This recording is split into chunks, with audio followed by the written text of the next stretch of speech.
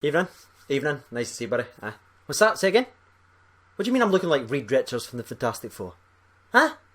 The sidies? What do you mean the Grace? I'm getting a haircut tomorrow. Glorious! No, I won't give in till I'm victorious! Hello everyone, this is CJ Novo 992 and today we're back for another brand new video. Today's video is going to be one that I trickled out and tweeted about 2 days ago to get everyone's opinion on it. You'll know by that deliciously clickbaity title.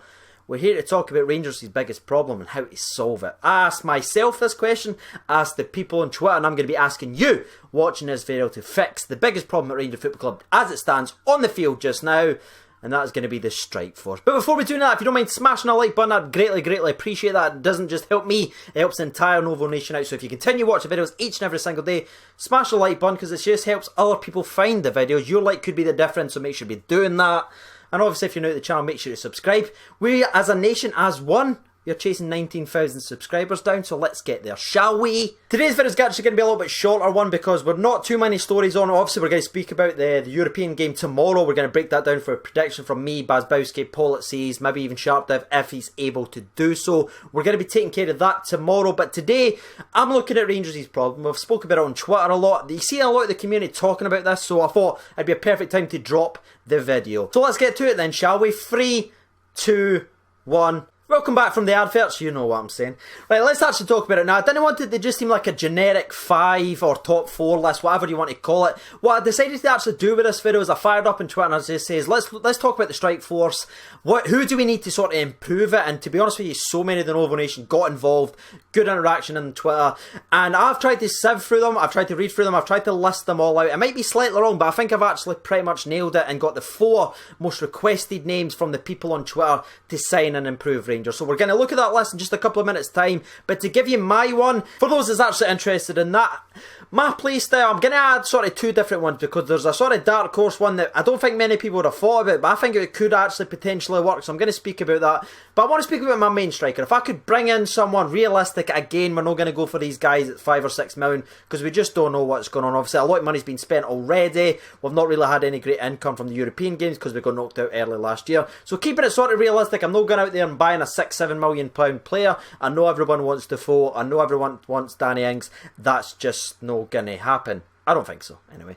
Hopefully I'm wrong though, because I'd love to be wrong about this and we get someone that's actually genuinely quality. But there is someone I think's SPFL ready, who's someone that should have joined the club before he went down south. If you want any more hints, he scored a chip against us in the semi-final. In fact, he scored a double. That's right, it's going to be Louis Moult. Now, Louis Moult has obviously went down there and he's not played too many games. He's getting played out of position. The sort of same typical thing that we normally do with players, if I'm honest with you. We bring in good players that's red hot form, play them out of position, play against their strengths, which is I just absolutely love. Just look how good Joey Garner and Wacon's doing now that you actually play to their strengths. Can I just say, and I want opinions right now if you're watching this video, Joey Garner would be absolutely cleaning up just now. Alright? He must just be watching this like, are you kidding me? I could have been playing in front of 50,000 with Tavernier whipping balls and that, like Candace whipping balls and that. These set pieces that we seem to do now, this play style where it's no ticky-tacky bullshit possession that played him out of the game. It's not even whatever little triangles that Pedro was trying to do. It's actually genuine, whip the ball in the box, score goals. He must be livid, because I think he would do it absolutely incredibly well, believe it or not. So my actual rapid fire question, why I'm actually bringing Joey Garner up is, you've got Joey Garner, you've got Morelos, in this play style now, who would you rather starting up front? I'd pick Joey Garner. I just think our game now is just suited to a T to that laddie. The way that Tavernier's whipping balls in, the way that Candeas likes to drift it wide, drift them in, the way Middleton just plays, runs it wide, whips the ball into the front post, Garner would be cleaning up. That's just my mind anyway. But how do you feel about that? Make sure you be letting me know in the comment section below. But back on task, CJ. That's it. Reel me in or I'll start talking about someone else. Miss you, Barry. But back on task to Louis Moult. The reason I actually like him so much, and I actually talked about this before he obviously went down to Preston, was he's actually cut from the exact same cloth as Joey Garner. Tough as shit, will battle, physical in the air, can actually header the ball, instead of having a 50-pence heat. And he's clinical, and he really is clinical. You go back and look at his Motherwell days, obviously I'm talking about Gogsy a lot now, with the charity game and that coming up, and he just absolutely loves Louis Moult, and for whatever reason, I've got to agree with him for once in our lives. I think he's brilliant, and he's obviously getting wasted in there. And I don't think he should warrant any comments of, aye, but he's struggling down there, CJ, how can that warrant a...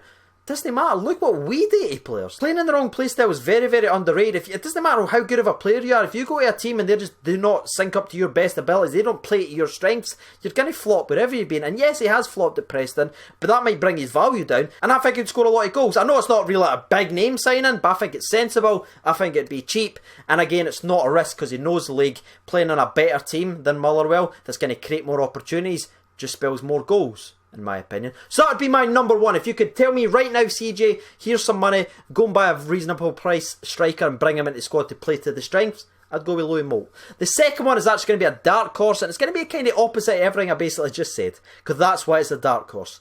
I'd actually put Windass as an out-and-out striker. I think one of his best games was against Hibs, where he showed that he can lead the line. He obviously played that way against Aberdeen as well, when Pena ended up scoring a couple of goals. I think that was the Pena game. I think he scored one, actually, sorry. And the reason I'm actually going to go with Windass is, if we're not really wanting a sort of out-and-out target man, if we want someone that can stretch the line, as good as Morelos is at occupying defenders and running out wide, he's got a wee bit of pace, Windass is actually a lot quicker. He's a lot more clinical. Just go back and look at Spain. He was winning all the finishing stuff. Here, Gerrard absolutely in love with the guy because he just finishes, win shooting drills, win finishes drills. The guy's got the ability. If we just back him with his pace and mobility and he's comfortable on right and left foot, we give him that confidence boost and says, you know what, Windass, go and lead the line.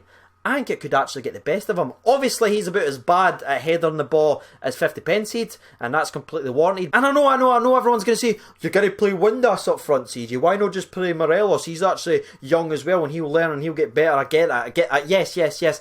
But the whole point of doing videos is to spark a discussion, a conversation with the Novo Nation. If I just came up here and said every day, no, we've got the best players in every position, hit like and subscribe, would you do it? No. It's fun, it's interactive, and make sure we get involved in that. And the reason I also picked Windass as well is he scored against Celtic. Hasn't he? Morelos. Hasn't he? But that's actually going to be my two picks. I'd pick Louis Moult if you gave me some cash to buy, because I think he'd be cheap, he knows the league, and he's very, very competitive, and I think we could play to his strength and just unlock that next echelon of Louis Moult. So before we jump over to the Twitter poll and get the people's opinion for the people's top 4 players they'd like to see signed this summer, if you don't mind smashing in your opinions, let me know. I'm sure you're already reacting to the Windass thing, but I don't know, I might be just blinded, but I just think there's someone, a really, really good, talented player. If he wins all the shooting challenges, if he wins all the finishing challenges, surely he's the better finisher. And I'd rather have the better finisher up front. You know what I mean? But enough of that, shall we? You know what time is. Make sure you're grabbing your refreshments, everyone. It's time for the sponsor break. That's right, it's on the tin. 3, 2, 1, sponsor break!